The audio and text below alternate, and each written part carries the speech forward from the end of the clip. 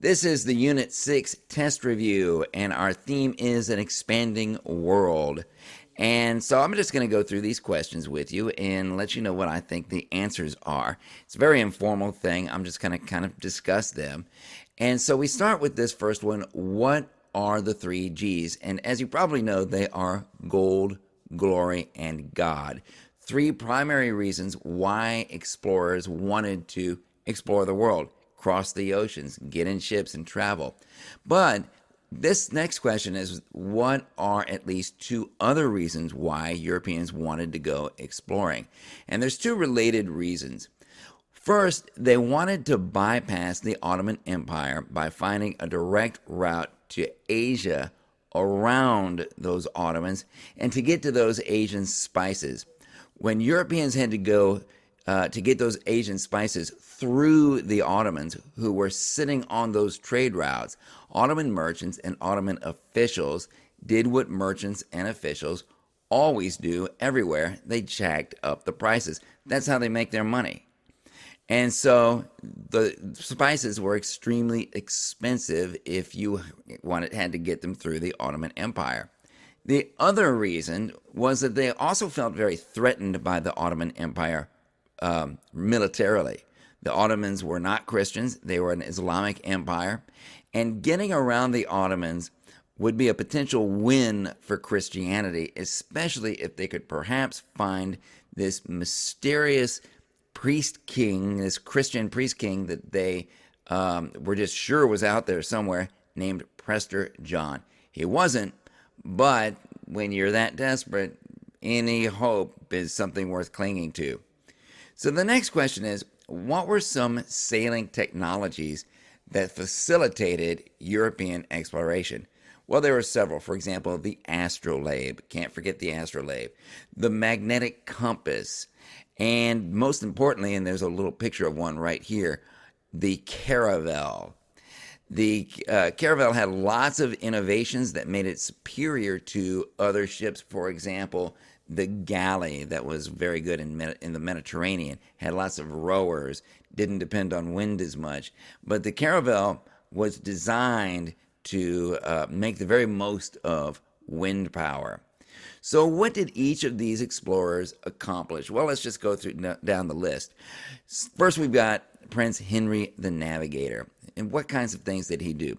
Well, he set up a school to train explorers, and he sent them down the African coast methodically, a little further and a little further, to collect data and to hopefully find an end to Africa and find access to the Indian Ocean. He sent ship after ship after ship, redesign after redesign, and every ship that he sent down the African coast was built a little better, got a little further. And so all of this paid off with Bartolomeo Diaz. Bartolomeo Diaz was a Portuguese explorer, and he fulfilled Prince Henry's dream. Of course, Prince Henry, that navigator, was long dead by that time. But he found, finally, the end of Africa and found a way into the Indian Ocean in the year 1488. So Bartolomé Diaz was the one who found the tip of Africa. Who is Vasco da Gama? He was also a Portuguese sailor, and he was a Portuguese explorer, and he made it to India. He capitalized on what Bartolomeo Diaz had done, and he rounded the tip of Africa, made it all the way to India, and he proved that a direct route with Asia was possible. The price of spices plummeted, and Portugal became very powerful. Christopher Columbus, Italian explorer, and he, of course, as you know, discovered the New World in 1492, and the implications of that are beyond description. And so what's this next question? A changing world. Okay, so what are three things that we can say are unique about the Maya? Well, of course, they had corn. They grew corn. The Aztecs actually learned how to grow corn from them. The ball court, can't forget the ball court, and it has religious significance. Their origin story, the Popol Vuh. And so those are three unique things about the Maya. What are three things that we can say are unique about the Aztecs? Constant human sacrifice on a massive scale. Their sun calendar, the chinampas that were used to grow corn, they were artificial islands in the lake that their city was on, that they grew corn on. The tribute system that they did with people that they had basically conquered. So, what are three things that we can say are unique about the Inca? Of all three of these civilizations, the Inca is probably the most different. Can't forget the quipus, the Mita system, potatoes. They grew potatoes on hillsides, on terraced farming. They had a decimal system. They had extensive roads. And they were in South America, whereas the Maya and the Aztecs were in Central America, or we can also say Mesoamerica. What are two things that all three of these civilizations had in common? Well, there's more than two, really. They all had cities. They all had advanced mathematics. They all had agriculture. They all had temples. And none of them had any draft animals at all. So the next section here is Conquest and Settlement. Who are the conquistadors who defeated the Aztecs and the Inca? Hernán Cortés was the conquistador who defeated the Aztecs, and Francisco Pizarro was the conquistador who defeated the Inca. What were some factors that helped the conquistadors? Biggest factor of all was, of course, deadly diseases like smallpox and measles. But they also had superior weapons. They also had, in the case of the Aztecs, they had resentful allies, people around the Aztecs who resented and hated the Aztecs and who were willing to form an alliance with Hernán Cortés. Let's see. What was the economic and agricultural system that the Portuguese took to the New World? It caught on big. We're all familiar with it. The North American colonies, they fell in love with it also. And that was the plantation system. A system with a huge plantation with an owner who was basically an aristocrat in his own right. And that plantation would be worked by slaves. And it would grow lots and lots of either sugar or coffee or indigo, or in the case of North America, cotton or tobacco. All right. So what commercial crops were primarily grown in South America and the Caribbean? Sugar. Sugar was the king in these places, and a secondary crop was coffee. Coffee also. And then what commercial crops were primarily grown in North America? North America was where you grew tobacco and cotton. So here's this next one. What role did the Catholic Church play in the conquest of the New World? Well, the church inadvertently, in other words, without intention, made the natives easier to control by converting them into fellow Christians. And this enabled the Spanish to appeal to them on the basis of obeying God. It's much easier to control people when they're the same religion as you are. So why did these new ethnic groups of mixed race people emerge in South America and the Caribbean? All right. Few European women went to the New World along with the European men. So if a European man went to the colonies, went to the Western Hemisphere to kind of make his fortune, and he wanted to get married and he wanted to have a family in this New World, he had very little choice but to marry either an African woman or a Native American woman. And there were so many children born of these marriages that they comprised new ethnic groups of mixed ancestry. And this raised difficult to answer questions as to where these people should fit in the hierarchical, slave-driven society. Should they be slaves? Should they be free? If they're free, what status should they have? All kinds of difficult questions that went on for centuries. This didn't happen so much in North America as it did in South America and in the Caribbean, because English settlers, They came to North America for slightly different reasons, and they tended to exclude Native Americans and slaves from their society.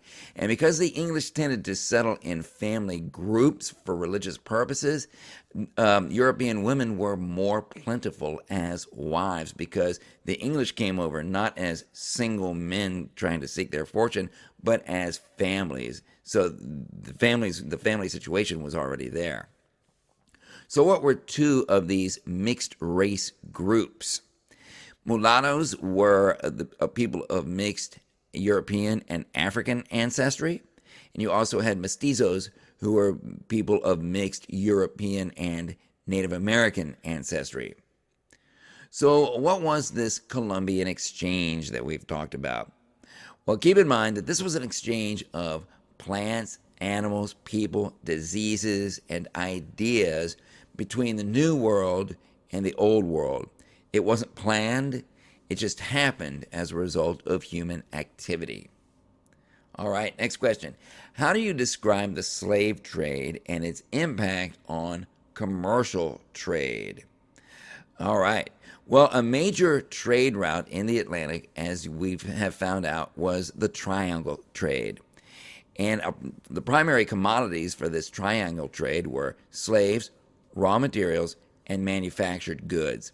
On the first leg of the route, ships would sail from Europe to Africa with manufactured goods that were made in factories and made in shops out of raw materials. And in Africa, they would trade some of these manufactured goods for slaves. The most common manufactured good that was traded for slaves was weapons. On the second leg of the journey, the ships would bring slaves across the Atlantic from Africa to South America or to the Caribbean or even to North America. And there they would trade the slaves and their remaining manufactured goods for more raw materials. And on the third leg, this is what completes the circuit. On the third leg, the ship would take those raw materials back to Europe for use in manufacturing more manufactured finished goods. And that would start the cycle all over again. So in Europe, they would trade those raw materials for more manufactured goods, and then the whole thing would start over. How did European slave traders acquire slaves? Well, like I just said, first they traded weapons with tribal leaders for the slaves. Many of these slaves were captured prisoners of war. Tribal leaders were vitally interested in guns because it increased their power and increased their influence in their own country. So the Ming Dynasty, first of all, who was this Zheng He? He was a Chinese admiral. He was an explorer, a diplomat, and a trader who led 7 treasure voyages. They were called treasure voyages throughout the Indian Ocean trade network between 1405 and 1433. His treasure ships were gigantic, so he had fleets that consisted of sometimes 28,000 sailors, and he sailed all the way from China all the way to East Africa. So amazing journeys. So what were the reasons that the Ming Dynasty wound up shutting down these highly visible treasure voyages? And these treasure voyages, I mean, they weren't just about trade, they were about actually promoting China. And so the reasons were, the biggest reason was defense. Huns were invading, and it seemed that those resources that went into those treasure ships could be better spent maintaining and defending the Great Wall. Also, trade was seen as a dirty job. The Chinese felt that they already produced everything they needed, and there was no need to trade with other countries, and they felt that anything that happened outside of China was really unimportant. Can you imagine an attitude like that? That's an important lesson for us today. Many in the United States feel that what happens over there is not important. And there is the argument that we should withdraw from the world and all of its conflict and all of its instability. Some feel that we even cause the conflict and instability, and that maybe we should turn inward so that we don't cause all that conflict around the world. Maybe we should disengage so we can't be accused of causing all of that conflict. Well, maybe we should pull back in order to teach the rest of the world a lesson and let them know how they like getting along without us. Whatever the reasons or whatever the justifications are that are given today, that's what the Ming Dynasty in China decided to do. So what were the results for China? We're going to see in future units, the world brought its conflict and instability to them. They didn't have to go looking for it. And they were completely blindsided when all of it arrived. The global economy and the Industrial Revolution and the technological advances that went with it, that we will study very, very soon, passed China by. And if China wasn't going to engage with the world on its own terms, then the Western imperial forces that we're going to study soon, they were going to go to China and they were going to force them to engage on Western terms with modern weapons and modern ships against which China did not have the means to defend itself. And that's why we study history, to learn the big lessons like that. That was a massive mistake that the Ming Dynasty made, and it cost China dearly over the next few centuries. The Ottoman Empire. How can we describe the Ottoman Empire? Well, here's a few adjectives for you. Aggressive, successful, Islamic. Rulers were called sultans. Relatively tolerant of other religions, although nobody was really great at religious tolerance at this time. They straddled 3 continents, if you look at their territory. They controlled trade between Asia and Europe. They almost completely surrounded the Mediterranean Sea. They conquered Constantinople. They destroyed the Byzantine Empire. They tried to take the city of Vienna twice, failed both times, and went into a long, slow period of decline that finally finished in about the year 1922. So the global economy and commercial revolution. Describe mercantilism. Oh, that's a tough one. This is kind of complicated, but I'm going to give it a shot. Mercantilism was a type of government-sponsored economic warfare. Mercantilism is much easier to pursue if you are a colonial power. In other words, you're a powerful country that has colonies abroad. England and France both were colonial powers, and they were particularly good at being colonial powers. So mercantilism is based on the false premise, the false idea that all the wealth in the world has already been created and that there is no more. Nobody's making more of it. Today, we know now that new wealth is being created all the time, every day.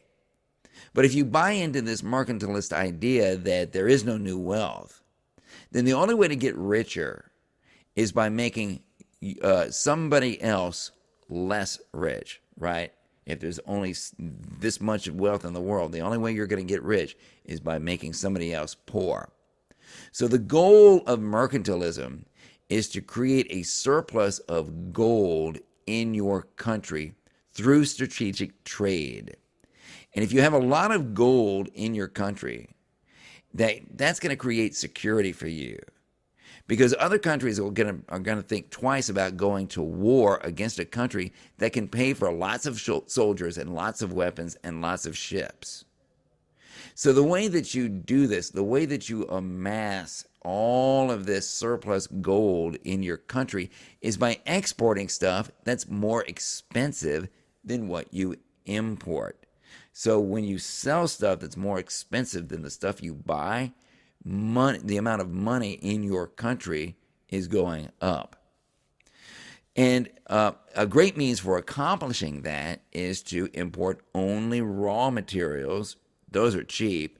And to export only manufactured goods. Those are more expensive. Colonies work great for this because you can actually you can make your colonies sell you and nobody else their raw materials, and you can make them buy your manufactured goods. And you can also employ tariffs against other countries that export manufactured goods in order to make it more expensive for those countries to sell goods in your country that compete with your manufacturing base. So, hopefully play that about 5 times and you'll get it. So, what is capital? And how is it used in commerce? Well, capital basically is money that is raised from banks or from investors to fund large economic enterprises. Let's say this. Let's say you're a businessman and you're in this new global economy, right? And it's during this time. And your ability to do great things and make big deals and make big trades and make big profits and to take advantage of this all the big global business opportunities that are out there in the world, that's very limited if the only money that you have access to is your own. You need to get your hands on other people's money. If you're going to operate on a large scale and get really wealthy, and there are 2 ways to get that kind of money, or as it's called, capital. You can borrow it from a bank, or you can go directly to the people who have the money, and you can offer them part ownership in your business enterprise as investors. So when they buy part ownership in your company, the reason that they're doing that is that they're hoping you're going to succeed, and you're hoping that you're going to make their part ownership in your company worth more than they paid for it because you were such a success. The whole system of raising capital to fund business and to fund commercial operations like this and trade operations and all that is so fundamental to our economic way of life that our entire economic structure is known as, you guessed it, capitalism. Because the activities that I just described are central to how our economy works. Business people who raise money like this to fund their own or other business aspirations are called capitalists. What new business innovation made it a lot easier for businessmen to raise capital or for large commercial operations during this time? That answer would be the joint stock company. The joint stock company allowed capitalists to market, in other words, sell ownership of their companies directly to investors. And so these investors would even trade these stocks, these proof of ownership, with each other. And so what was the commercial revolution and what factors drove it? Well, the commercial revolution was something of an explosion in the amounts and in the types and variety of products that people could buy and consume. And it was driven by 3 things.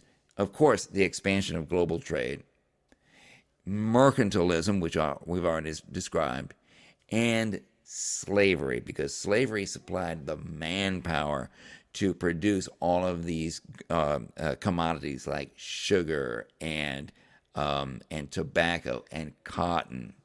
So anyway, that's the test, or at least the test review.